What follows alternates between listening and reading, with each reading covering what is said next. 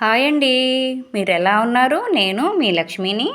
ఈరోజు నేను జొన్న సంగటి చామగడ్డల పులుసు తయారు చేస్తున్నాను చూడండి. ఈ సంగటి నోట్లో వేసుకుంటే వెన్నపూసలాగా కరిగిపోతుంది. మీరు కూడా ఇలా తయారు చేసుకోవాలనుకుంటే చివరి వరకు స్కిప్ చేయకుండా చూడండి. నేను ఈ సంగటికి పక్కా కొలతలతో పాటు చూపిస్తున్నాను. మీరు చివరి వరకు చూస్తేనే అర్థమవుతుంది చూడండి. ఈ జొన్న సంగటి వారానికి ఒక్కసారైనా తింటే చాలా మంచిది. షుగర్ ఉన్నోళ్ళు కూడా తినొచ్చు. జొన్న సంగటి ఆరోగ్యానికి కూడా మేలు చేస్తుంది. మీకు నా వీడియో నచ్చినట్టయితే మాత్రం ఒక లైక్ చేసుకోండి. నేను కొలతలు చూపిస్తున్నాను. ముందుగా ఒక గ్లాసు జొన్నలు తీసుకొని ఒక గిన్నెలో రేత్రి మొత్తం నానబెట్టుకోవాలి. మనం ఉదయం చేసుకోవాలంటే రేత్రి నానాలి. ఇది నానిన తర్వాత ఒక చిల్లులు గిన్నెలో వేసుకొని వడేసుకోవాలి. బాగా వాష్ చేసుకున్న తర్వాత ఇది ఆరిన తర్వాత మళ్ళీ ఒక మిక్సీ జార్లో తీసుకొని కొంచెం బరకగా వేసుకోవాలి. ఇది మాత్రం బరగ్గా వేసుకోవాలి. ఇలా వచ్చిన తర్వాత జల్లెడ తీసుకొని దీంట్లో మొత్తం వేసుకొని జల్లించుకోవాలి. పిండి మొత్తం కిందకి దిగాలి. ఇదిగో పిండి ఇలా వచ్చిందండి. ఆ బరకగా ఉన్నది మొత్తం తీసుకొని ఒక చాట్లో వేసుకొని బాగా పొట్టు తీసుకోవాలి. ఎందుకంటే అది కొంచెం ఉగురుగా ఉంటుంది కాబట్టి పొట్టు తీసేసుకుంటే బాగుంటుంది. చెరిగేసుకున్న తర్వాత చూడండి ఇలా రవ్వలాగా వచ్చేసింది. పొట్టు కూడా చూడండి ఇంత వచ్చింది. పొట్టు తీసి పక్కన పడేసానండి. ఒక గిన్నె తీసుకొని 3 గ్లాసులు వాటర్ వేసుకుంటున్నాను. ఒక గ్లాసు జొన్నలు వేసుకున్నాను కాబట్టి 1కి 3 కొలతలు. కొద్దిగా రాళ్ళు ఉప్పు వేసుకుంటున్నాను.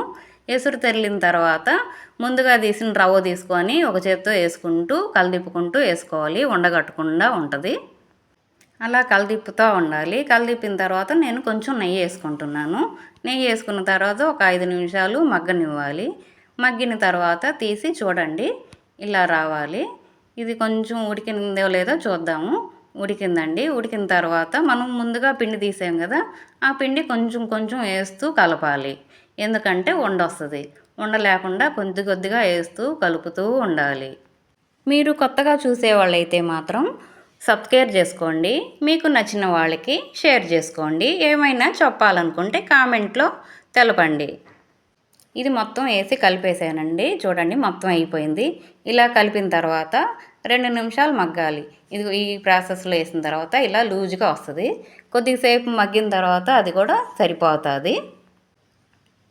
ఇది మగ్గిన తర్వాత చూడండి కొంచెం గట్టిపడింది.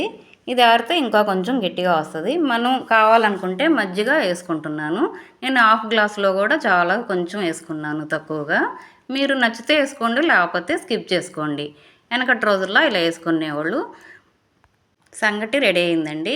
మనం చామగడ్డల పులుసుకి తయారు చేసుకుందాం. చామగడ్డలు తీసుకొని ఇవి కుక్కర్లో వేసుకొని ఉడికించుకున్న తర్వాత పొట్టు తీసి ఇలా సన్నగా కట్ చేసుకుంటున్నాను. చేసుకున్న తర్వాత ఒక గిన్నె పెట్టుకొని ఆయిల్ వేసుకొని స్టవ్ మీద పోపు గింజలన్నీ వేసుకుంటున్నాను. అవి బాగా ఫ్రై అయిన తర్వాత ఉల్లిపాయ ముక్కలు, పచ్చిమిర్చి ముక్కలు, టమోటా ముక్కలు అవి మొత్తం వేగాలి.